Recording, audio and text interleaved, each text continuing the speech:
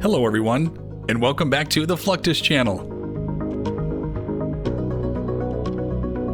It's understood that the pilot and the co-pilot traveling thousands of miles for a mission would carry their luggage with them.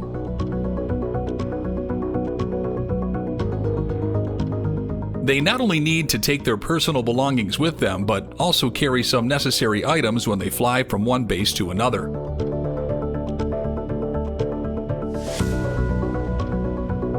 As there is no cargo space in aircraft like F-16, where do you think their luggage is stored?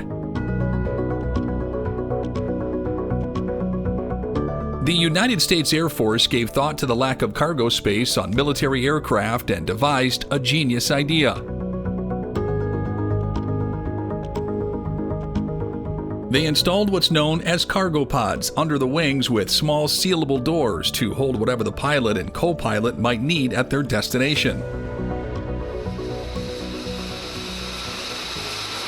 The cargo pods can also be installed on the QF-16 aircraft,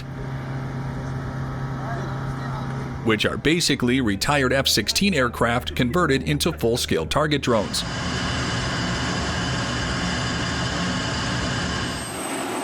Once the luggage is loaded, the pilot, along with the maintenance crew, carries out different tests on the aircraft to check whether every component of the aircraft is operating fine.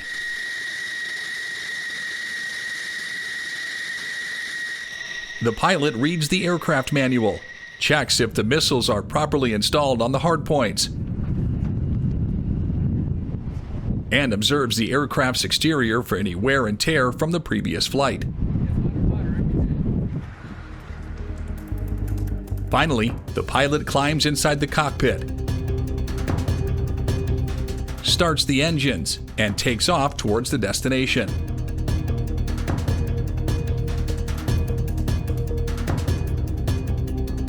Several hardpoints under the wings of an F-16 are mainly used to carry ordnance.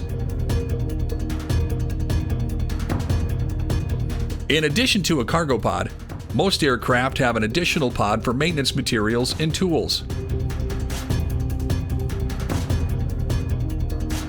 just to make things easier if a minor repair is needed. So what we use these for is to obviously travel. We throw our stuff in here. This is going to be for the pilot stuff, and then we always throw the maintenance stuff on this side. Same exact pod, we just put them on different sides, store different things in them. The F-16 can also carry a reconnaissance pod, which allows pilots to capture images during either day or night.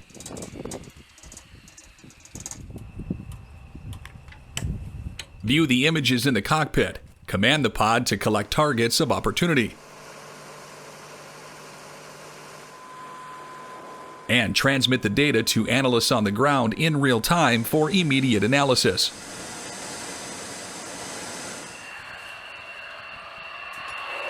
The engineers place the reconnaissance pod under the F-16 using different tools, and later connect a laptop to activate it.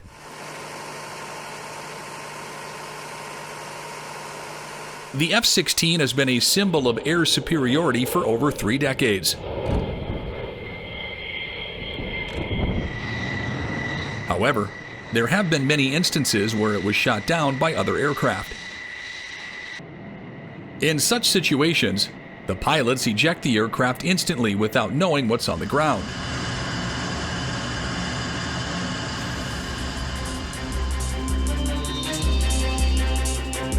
Which is why the F-16 pilots are required to go through survival, evasion, resistance, and escape training, which simulates what they might experience if they ever find themselves stranded behind enemy lines after ejecting from an aircraft.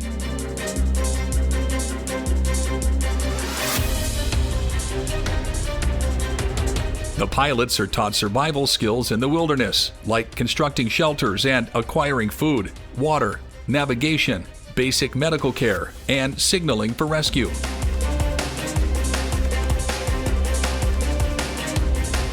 The pilots also receive extensive training on how to survive if they land over water after ejection.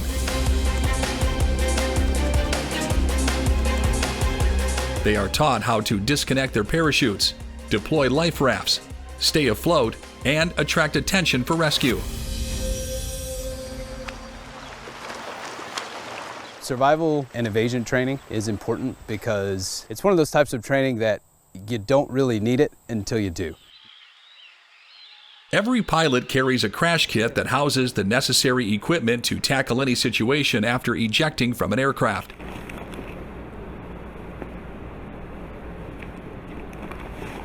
When fighter pilots strap themselves into the cockpit, their lap belt fastens a crash kit, which is part of the ejection seat. The crash kit may include a radio, first aid supplies, a life raft, signaling equipment, and a few minutes of oxygen.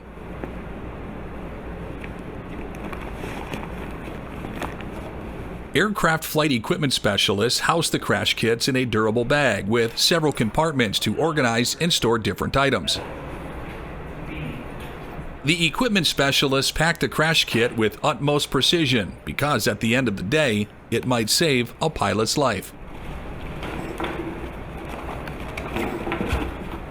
The U.S. military executes a 12-day-long jungle operations training course, during which the students focus on jungle mobility training, waterborne operations, survival training, jungle tactics, and situational training exercises. The graduates of this course learn different techniques to fight, win, and survive with their squad in the jungle. They strive together to learn different tactics to survive in the wilderness.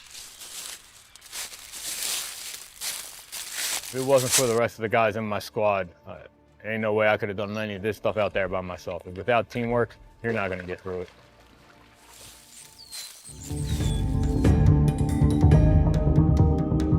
Egressing from an endangered military aircraft is the last possible action a pilot can take to save his life.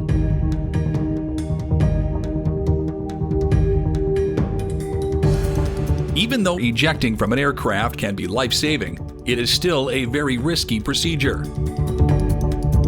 During ejection, the pilots experience very high G-forces and are exposed to high winds and low temperatures. However, the risks of ejection are outweighed by the benefits, which is why an ejection seat is a vital safety feature for pilots. Through decades, aircraft manufacturers have designed and developed an emergency escape using ejection seats.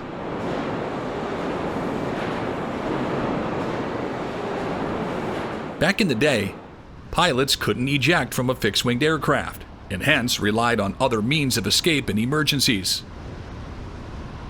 like jumping from an aircraft and deploying the parachute themselves. However, this method was highly dangerous and often resulted in casualties.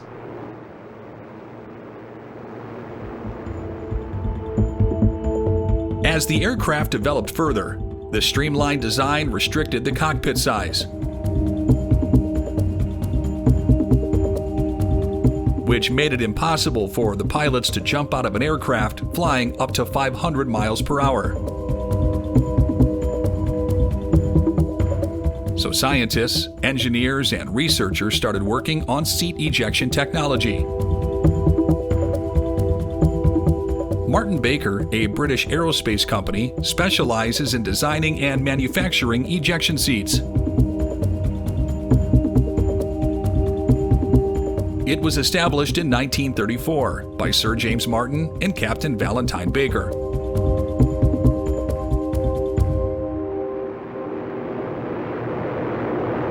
They recognized the need for reliable means of escape for pilots in case of emergencies, which led to the first Martin Baker ejection seat.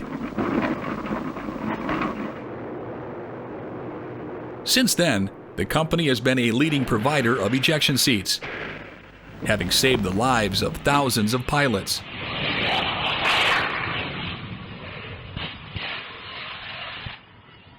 The ejection seat comprises safety equipment like harnesses, shoulder straps, and leg restraints that secure the pilots during ejection and descent.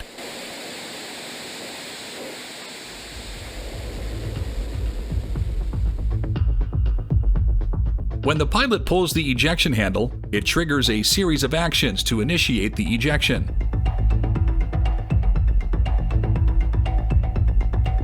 The rocket motors located under the ejection seat are ignited. The powerful thrust generated by these rockets propels the seat and the occupant out of the aircraft.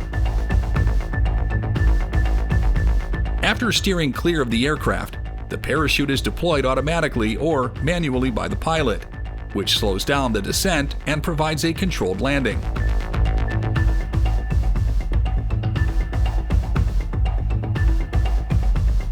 Before installing an ejection seat on an aircraft, it undergoes several drop tests in specialized test facilities.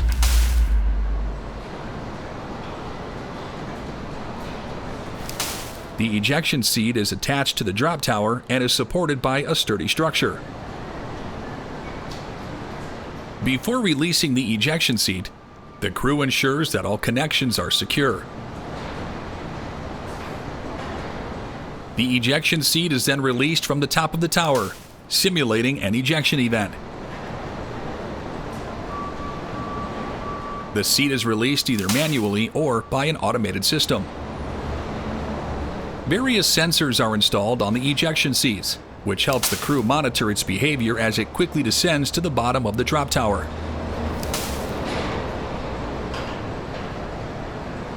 This data is analyzed to evaluate the performance of the ejection seat and ensure that it fulfills the required safety standards. Ejection seats come with protective equipment like harnesses and seat belts, which are very important for the pilot's safety. The performance of the protective equipment is assessed by the engineers using rocket-propelled sleds.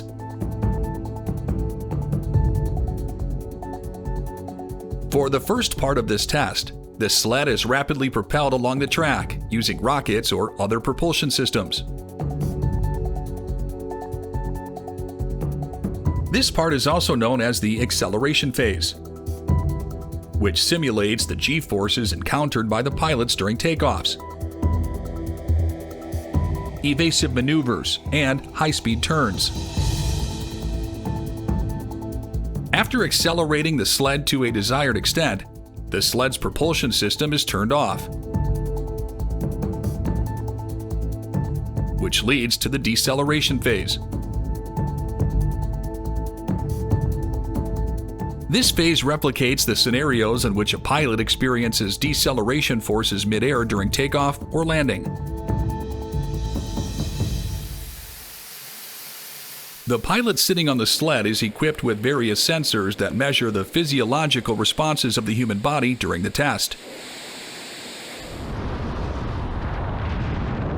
This can include sensors for monitoring heart rate, blood pressure, and respiration rate. The data obtained from these sensors is crucial for evaluating the effectiveness of restraint systems and improving the ejection seat design. After ejecting from an aircraft, the pilots might have to deal with fractured bones or minor injuries, which is why they are equipped with crash kits that carry first aid supplies to help them tend to their injuries. After regaining senses, they use the navigation tools to determine their location and reach out to the rescue team using a radio or other signaling device from the crash kit. Moreover, if the pilot falls into the water, the crash kit also carries a raft, which may help the pilot survive till the rescue team arrives. Overall, the crash kits play a crucial role in ensuring the safety and survival of pilots after ejecting from the aircraft. That's the end of this video. I hope you enjoyed it. Make sure to subscribe to this channel so you don't miss any of our new content. See you next time.